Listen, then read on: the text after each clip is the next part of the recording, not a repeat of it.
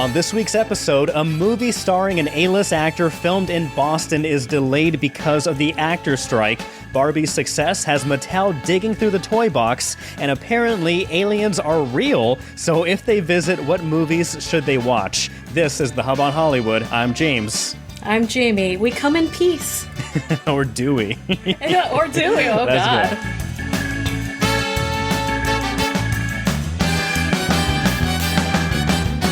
I actually submitted a link, a discussion thread on Reddit saying aliens exist. Which three movies should they watch and why? Apparently, did you hear the headlines? Apparently, it's been discussed in Congress. People on the record saying that yes, aliens exist. Aircraft have crash landed, and these non-human biologic quote unquote beings have been identified. Yeah. Have you heard, has this shook you, or is this kind of like, we knew aliens were probably real? Guess what? I ain't been shooken, okay? Because I've been watching Ancient Aliens, all right? I've been watching Ancient Apocalypse and all of the Dr. Greer documentaries that have, for years been saying that this is going on. There are trillions of dollars that are being funneled into these secret sort of alien research and missions and things that, not only in the United States, but around the world. So yes, this week we had 3 military veterans that were testifying in front of Congress about UFOs, UAPs, non-biological, they're non-human technology and reverse engineering and all of these things that sort of exist, but that, hey, for the last several years, especially the last decade, there have been attempts at disclosure of this kind. So I'm not shocked, but I'm sure for a lot of people this is like the first mainstream sort of attention. We've been trending in this direction where, I think the government's pretty much ready to say, hey, this is real. Were you shooken? Does this blow your mind? No, you know what? I think there are two camps, because on Reddit there are a lot of UFO alien subreddits, and they've been like, this is it. This is the leak of information that will eventually lead to a bigger flow of information, and so they're pumped, they're excited. And then there's the other camp of Americans who see the report, and then they're like, okay, cool, aliens exist. I need to buy a house and food, and I want to make a livable wage. Like, that's like exactly the last thing on their mind. They're like, cool, aliens exist. Can we have affordable houses now? Like, let's take care of that before. The rent is still there are too two high. camps: people that are very excited, like yourself, and other people that are like, I'm still trying to buy a house. Like, let's tackle that before we start worrying about other things. But also, if they've been reverse engineering all of this alien technology for the last 100 years, where are our flying cars? Where are our hover bikes? Where's Where our are renewable hoverboards? energy, right? Where's our endless renewable energy and all of that? Like, that's what I want to know. Dang it! Well, Take off we're this gonna get down. We're gonna get to the bottom of it. We're gonna get to the bottom of it on this podcast. We're gonna turn this into a UFO explanation podcast. But before we do that, that will be later in the episode. So stick around for that. But first, of course, we have to talk about the ongoing strike. We are still 3 months, maybe 4 months into the writer's strike, and we're about 3 or 4 weeks into the actor's strike. No end in sight right now. And we did mention last week that there are, even though, filming across the board has mostly come to a standstill, SAG-AFTRA, they are still giving waivers for independent film productions. Those can still continue, including this film, which Viola Davis is making. However, even though she has been given a waiver, she just recently said that she has decided to bow out of the production at the moment in support of the strike. And so you have Viola Davis, one of the best actors out there today of our generation, saying even though she can act, she will not cross that picket line. When you hear that, Jamie, what goes through your head? It's a tough call.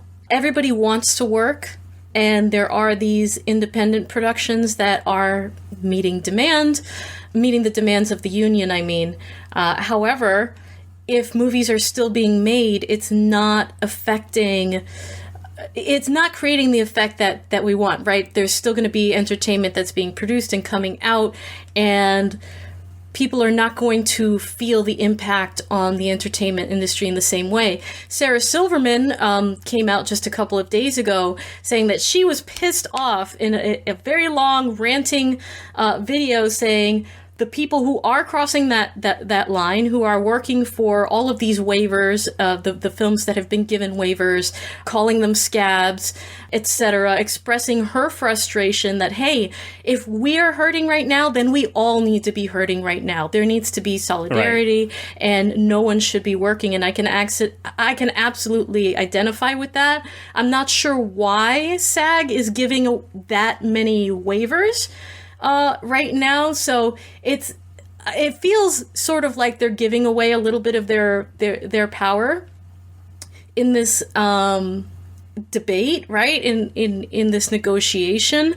I just hope that it doesn't drag on for 6+ months, right? I think that that's going to have a huge impact, not only on entertainment, but on the thousands of people that make the movies. Oh, James, so I saw a graphic with some of the numbers of people that work on some of the most famous TV shows and movies. Seinfeld, for example. How many people how many actors do you believe were on Seinfeld?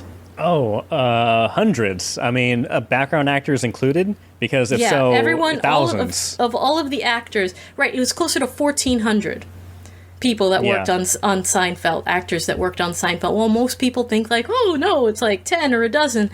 Like, there are thousands of people that work on these programs, and very, very few make the kind of money, right, that the few top A-listers or the stars of the show or the movie make. So I think it's really tough. But where do you stand on the Viola Davis, Sarah Silverman? You know, what we should be doing with all of these projects that have been given the SAG waiver during this strike? Yeah, I understand that, you know, you have, you're working with independent film companies, film studios that do adhere to the demands of the union. So that's a good thing to reward them proactively trying to make things better for all actors. That's good. At the same time, I do believe that, you know, there is strength in numbers. And when the entire industry is brought down to a standstill, then that just puts more pressure on producers on these big studios that don't seem to be budging, don't seem to be listening, and don't seem to be in a rush to really make a fair compromise, make a fair deal. So I understand both aspects of it, but in reality, I would like to see an all-out strike all across the board because, again, strength in numbers, and that really does send the message home is like, you know what, you mess with one of us, you mess with all of us. So, yeah, go Viola Davis. I know she was really looking forward to filming this movie. She said that she loves it, and so I'm sure it's going to be another great performance by her when she's ready to get back in front of the camera, but good for her. Again, as we mentioned also, not only are movies that are about to film or were in the middle of production affected, but movies that are already in the can, that are already to be released and were ready to be released are now being pushed back and postponed, including the movie Challenger starring Zendaya. That, of course, was filmed in the Boston area, in the Back Bay, in East Boston, and now it was supposed to be released this September. However, it's been pushed back to April of next year because they were planning to debut it at the Venice Film Festival, but because of the strike, they're planning to just delay it and wait until things get back to normal. This is, again, a bummer, but this is a shakeup that producers, studios need to see and feel. Even though I am disappointed that this movie isn't coming out when we were hoping to watch it. I know we watched the trailer, and that was a very saucy, hot trailer that we watched. I think it's it is what it is. We can wait until September until the actors get a good, fair deal. Gosh, I think we're gonna need the cooler weather, honestly, for as spicy as that movie appears to be. Woo! Oh my goodness! But it's just the beginning. Challengers, which was filmed here in Boston, and we brought you the casting notices for that film. But obviously, none of those casting notices, very few, are happening right now. But it's the first of many, James. I think it's the first of many films that we are going to see delayed, pushed back. So I feel like the real impact of what's happening in Hollywood right now is not going to be genuinely felt until next year, when it's crickets at the movie theaters, when people can't find any new shows to watch on streaming, and they just start canceling their subscriptions because why am I going to pay $12, $14 a month for Netflix and there's nothing new, right? Right. The impact is a little bit delayed, but I feel like we're going to be feeling that really soon. And this is the first of, I think, what will be many projects that fans are just going to have to wait for. Yeah. Now, I think one movie that should have delayed itself, maybe for the better, is Disney's new Haunted Mansion movie. This one actually is receiving good reviews, unlike the first time around, starring Eddie Murphy, came out just this past Friday. And despite the really good reviews, it has only garnered $10 million. That's because Barbie and Oppenheimer are still running the box office right now. Jamie, is this a movie that you were looking forward to watch? I don't know. It just feels like another Disney cash grab to me. It feels like an unnecessary movie. The Haunted Mansion ride at Disney always kind of creeped me out and weirded me out, and I never really understood why it was there or why it was a children's ride. Like, it always scared me when I was a kid. And my son, I watched the previews with my 8-year-old son, and he's like, this is not a kid's movie. Like, he didn't really get it. So it's not one that I especially was looking forward to. But they did put a lot of marketing into it, and because it has come out now in the middle of the strike, as you mentioned, no red carpet, no opening event, with the actors and things like that, because you can't even promote films. You can't even promote your films right now. I don't know that it would have done any better either way, especially up against the juggernaut that is Barbieheimer in theaters right now. But it's just so ironic that it's been such a long time since there's been this many highly anticipated, really great movies in the theater at the same time, and no one can promote them right now because of the strike. Yeah, no, they had like the quote unquote premiere at Disneyland or Disney World, and on the red carpet where you would usually see the actors coming up and down, talking to reporters, doing interviews, taking photos. They just had they had characters, like people who actually work at the park, so they weren't breaking any SAG-AFTRA rules on the strike. So they're park actors, but they're dressed as ghosts and ghouls and what have you, and they just walked up and down the red carpet. And so it was very underwhelming. Those actors, by the way, at the park, also ridiculously underpaid.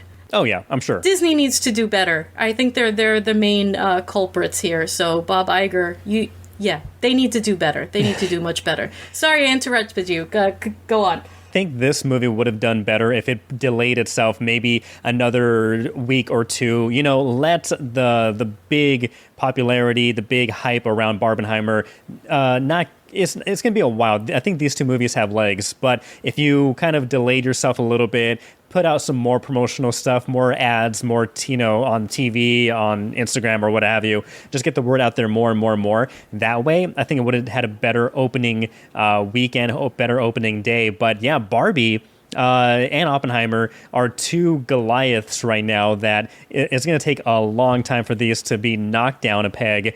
For example, Barbie right now is projected to cross $700 million worldwide this weekend, securing the biggest week in history for the Warner Brothers film. Meanwhile, Christopher Nolan's Oppenheimer expected to surpass $500 million by the end of this weekend. And so, it's a great still great time to go to the movie theaters and watch these two great films, support, all the hard work that was done by the cast and crew for these films. But Haunted Mansion, they've been ghosted. Oh yes, I like that. Good job. There we go. A little clap for you right there. Who has not been ghosting? Greta Gerwig, who has made history now officially, the biggest debut ever for a film directed by a woman. And I hope that with this we can stop measuring things by saying, "Oh, the best for a film directed by a woman." Can we just remove that forever? And she's just the best. She's amazing.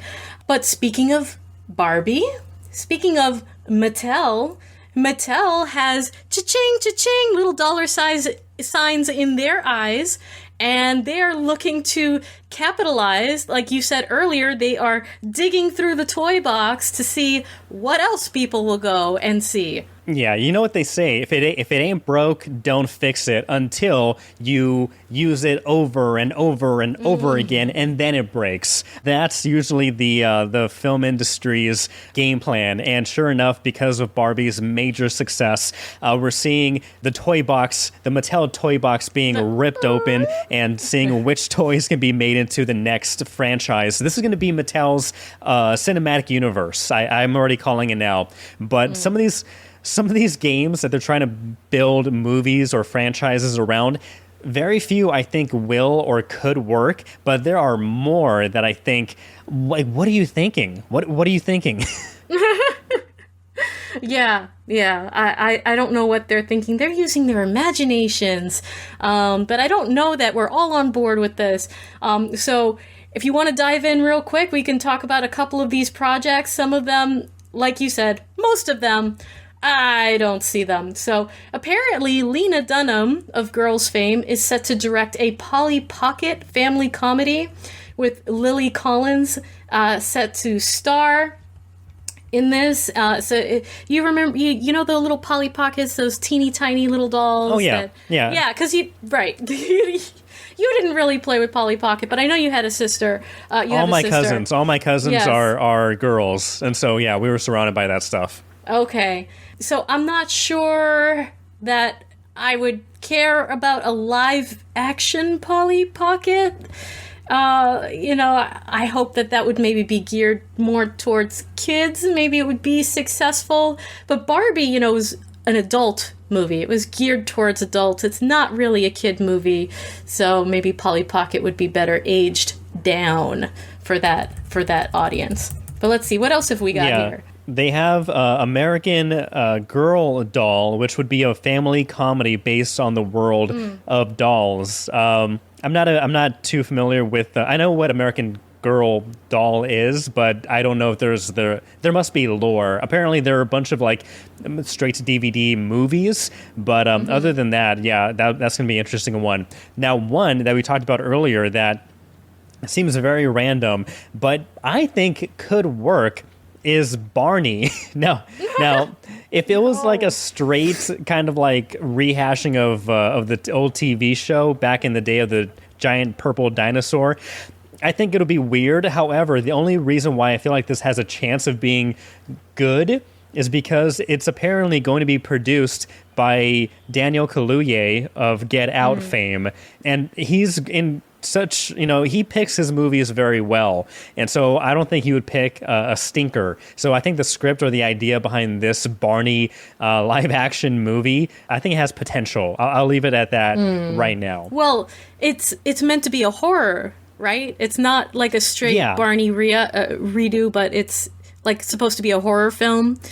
It sounds like it's sort of piggybacking off of, what was it, the Winnie the Pooh horror movie that just came out recently. I can kind of picture hopefully with that. a better script. Yeah, and hopefully with a better script, better acting. I'll leave myself listed as cautiously optimistic. Okay. Well, here's my pitch for Barney horror. Okay. I love you. Kaboom. And like he's like sharpening like a machete or something in the back, like, you love me, come on, and like somebody, like the children are running away from like this killer dinosaur, and he's just singing these happy little songs, and this summer, Barney slays or something. Sure. He loves you. Barney, instead of Barney and Friends, Barney and Fiends or something like that. Oh, yes. See, it writes itself.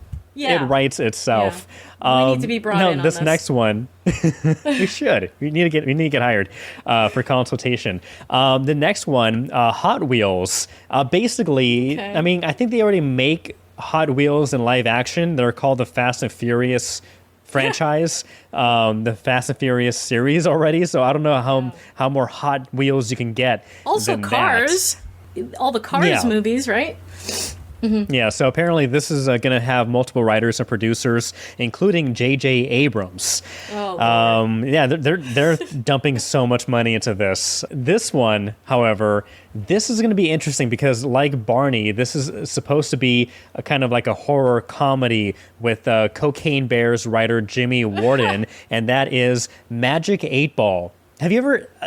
imagine a movie surrounded around the Magic 8 Ball. No, I do. It's hard to imagine, right? It's hard to imagine. Yeah. Should I go on a killing spree? Science shake. Yes, right. Shake. Science points, yes. Should I make this movie? Shake. Science point to no. Like we're going to ignore that. So I don't know about that. There's also talks about Matchbox, which is another like kind of Hot Wheels-esque toy line. But again, that's basically the same thing. What are you going to do? It's just Fast and Furious. One movie that I think has the most... or has the best chance of being made into a live-action movie is Masters of the Universe, based off the popular 80s series He-Man and the Masters of the Universe. I think that is the most realistic film translation from toy to the big screen. Right, but what's most ironic about this is, I agree with you, Masters of the Universe, I feel like that would be the most successful, especially how, 80s is back, 90s is back, everything retro is so popular, anime is popular. I think that it would really, really sell, right? But this apparently is the project that's having the most trouble getting off the ground. It was reported by Variety that they had tried to sell it to Netflix. They were trying to make this into a live-action movie, and then it was reported to be dead after $30 million that had already been invested in it. But it sounds like Mattel is shopping it around to a new studio to see who would be willing to work with it and bring a live-action Masters of the Universe to the big screen. That's one that I would definitely watch. Would you watch an Uno movie, a movie based on Uno, the card game? No. I just feel like I don't know if the people working for Mattel, they were just like, they went like their boss says, hey, we got to turn all these toys, these games into movie franchise. Go out there and give me some ideas. Like, did the people who pitch these ideas just like open their Wikipedia page, go online and like, hey, what's our list of movies? Uno. Okay, what's we need a plot. It's like, oh no, I'm just throwing out game names. Uno, Viewmaster, Polly Pocket. Like, I don't know how that pitch meeting goes, but Uno is apparently in the cards to be a live action movie. All right, I guess. Okay. Well, I have a pitch for Mattel.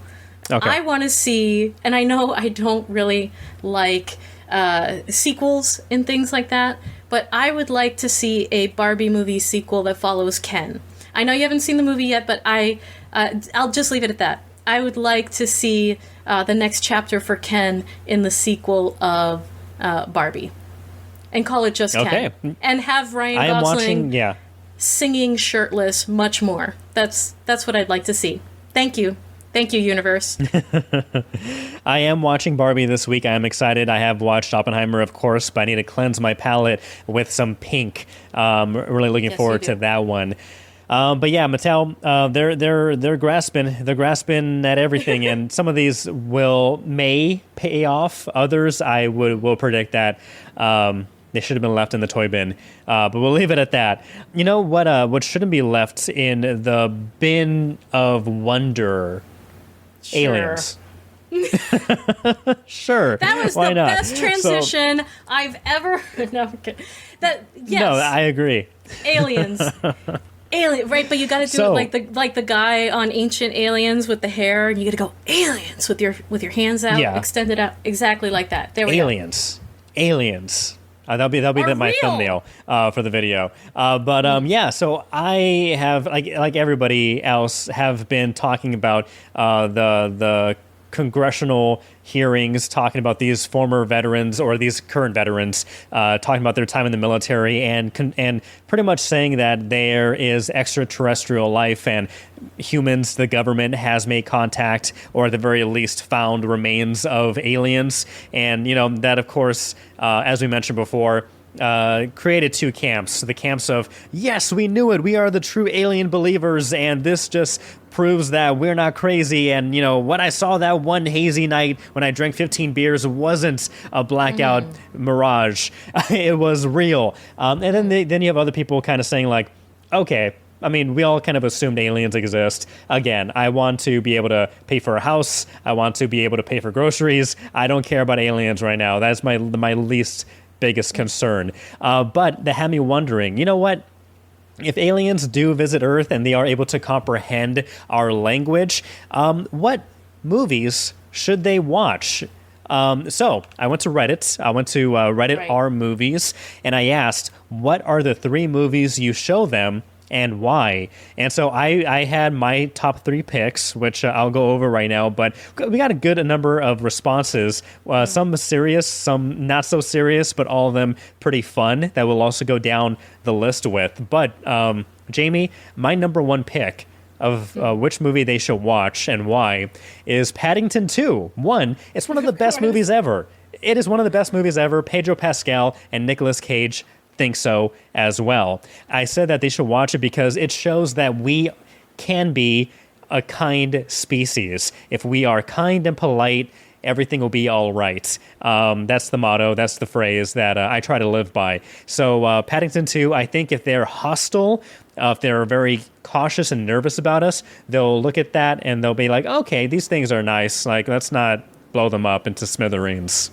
Okay. All right. I like that. One of my 3 picks as well is about the triumph of love, right? Of the human spirit. Of most of our stories that we tell is all about how love will win out over everything else eventually. And I think that would be very soothing and comforting to the aliens. And that would be The Princess Bride. I think that they need to know that we can be mushy and gushy, and we will fight for love at the end, and it's just the best movie ever. So I think that they really need to see The Princess Bride. What else was on your list? I like that. So number 2, my second movie pick would be Inside Out, because I think it shows the mental and emotional complexities of humans, because I think, they'll probably run into some jerk humans or some really great humans, but they need to know that we're very complex creatures. And so getting a glimpse at our mental psyche of how we view the world, how we think the world views us, and how we react to that push and pull internal conflict. I think that's a good representation of like, okay, these things are not just like bugs who react to light and pleasure and all this other random stuff. They have like real thoughts and emotion. Yeah, so I think that's a good to make. Again, I'm trying to like show that we deserve to not be annihilated. Annihilated, and so that this is trying to appease and like try to make them like us more, I think. Okay, yeah, show them our inner complexities, help them to understand us more. I get that. That sort of goes hand in hand with my second pick as well. I want them to know that we have a sense of humor. Okay, so I would show them Hitchhiker's Guide to the Galaxy. So that they know that we have some sort of rudimentary understanding about the how gigantic and complex the universe is, and that we can have a sense of humor about it. We can have a laugh at the ridiculousness and the ludicrousness of it, and that, hey, maybe, as complex as it is, we're ready to kind of understand if they give it to us in a joke. It's like, and by the way, there's unlimited dimensions, and you're probably happier in all of them. I'm like, oh, that's so funny. No, I don't know, but it's something along those lines. Anyway, so Hitchhiker's Guide to the Galaxy, that would be my second pick. And then what rounds out your list of the movies we should show aliens if they visit Earth? Okay, so the first two movies revolve around showing how we are kind, how we are passionate, how we can be compassionate, and be empathetic, and we're not terrible monsters or things that you should fear. However, the third movie I picked that they should watch is Independence Day, just so they know not to try anything funny, because we will not go quietly into the night. We will not vanish without a fight. We're going to live on. We're going to survive. Today, we celebrate our Independence Day. So don't try anything funny. Right. So I think that covers all the bases. Yeah, I think those are very excellent picks. Yeah, we're compassionate, we're complex, but we'll nuke you. But don't mess with us. But I love of the reactions, which we'll get to in a second. But my favorite is, what if they really have a vulnerability, like a malware vulnerability, and like you're just letting them know that that's going to be our play. Then we'll have a double feature. We'll show them another movie where we kick the aliens' butt or something. In a different we'll show way. them Signs, where we can pretend our water will kill and dissolve them. Yeah, so, exactly. We'll have that. And my third and final pick, not nearly as profound, would be Earth Girls Are Easy. The 1988 film starring Gina Davis, Jeff Goldblum, Jim Carrey, Damon Wayans, with the hope that if they watch that movie, that whatever shape, let's say that they're shapeshifters, that they will send down their representatives, and that they will all look like a young Jeff Goldblum, so that we will be put at ease and welcome them. So Earth Girls Are Easy. My final pick, because I'm ridiculous. I like and that. also young Jeff like Goldblum is hot. So, okay. Yeah, I think they'll see Jeff Goldblum and they'll think, we can't annihilate this planet with this amazing specimen that walks this earth. We can't have this. So those are our picks. Let us know down in the comments which three movies you would show aliens if they were to visit Earth. Here are some comments on the Reddit thread that we posted. The Lord of the Rings trilogy. Someone else said they are Team Chaos, and so they would like to show the aliens Daddy Daycare, the Human Centipede, and Die Hard. Yeah. Except for Die Hard, those other two may keep them running. They'll be so confused. We also have somebody saying Cats, Catwoman, and the Aristocats to try to convince them that that cats are actual overlords on this planet. Some funny ones. A lot of people also said Aliens 3. Debbie Does Dallas. Let's see. Edge of Tomorrow. I like District 9. Yeah. District 9's a good one. Somebody said, I love this one. Someone says Paul Blart Mall Cop and Paul Blart Mall Cop 2. The first movie, Paul, is about an alien. It's not related to the other Paul Blart movies, but that would be hilarious. Aliens would be very confused about that trilogy. Schindler's List also made the list. Pretty good one. Just again, showing that, humanity can be cruel, terrible, and the worst thing, that this planet has ever seen. But in the same time, it shows the best of what humans can do, of what people can do. So it shows the worst and the best of mankind. We also look at Cloud Atlas. Yeah, go ahead. Yep, and one film that shows maybe just the worst, and what they should be worried about is Oppenheimer, which out in theaters right now. Beam directly to your spaceship. Yeah, someone says, if we can show them what we have created, meaning the atomic bomb, then they probably won't mess with us. But my thing is that if these aliens have mastered intergalactic travel, I think they have something far worse than an atomic bomb to deal with us. So we need to win in another way. Lastly, one person wrote, the three movies they would pick are Jurassic Park, Toy Story, and Spider-Man. No special reason. They're just favorites of mine, and I think it'd be nice to watch them with aliens. I think that would be nice. Just not to convince them of anything, not for any motive. Just like, hey, I want to watch these fun movies, and feel free to join me. Awesome. I think that's hilarious. Wonderful. Well, those are the recommendations for movies that we should watch with aliens, right, after we've made contact. But James, I also have a few recommendations for that people should watch now, that human beings should watch now that apparently aliens are real. Okay. And so 2 of those are documentaries. There's Ancient Apocalypse, which is, I believe, on Netflix right now. I could be wrong. I'll look it up.